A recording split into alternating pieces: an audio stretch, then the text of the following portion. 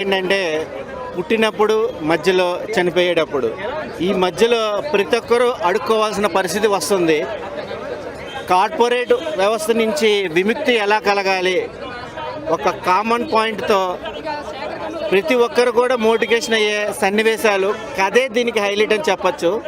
నాగార్జున గారు కానీ ధనుష్ గారు కానీ ప్రతి ఒక్కరు కూడా రాజకీయ వాళ్ళకి డబ్బున్న వాళ్ళకే బందోబస్తుగా మనం వాళ్ళకి ఊడిగం చేస్తున్నట్టు అవుతుంది.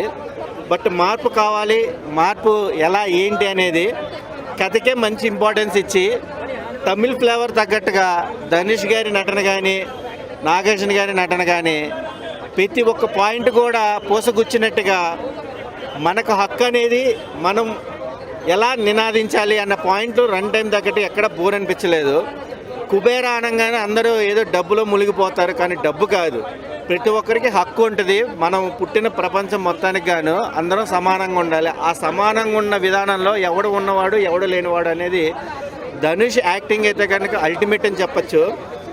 మన తెలుగు హీరోలు ఇలాంటి కథను కానీ ఇలాంటి సన్నివేశాన్ని కానీ తీసుకోరు. బట్ ధనుష్ చేసిన యాక్టింగ్ పర్ఫార్మెన్స్కి కొన్ని పరిస్థితుల్లో చూస్తుంటే స్క్రీన్ మీద ప్రతి ఒక్కరు ముష్టి వాళ్ళతో సమానమే, ఏది అడుక్కోకుండా ఎవరికి చేయరు.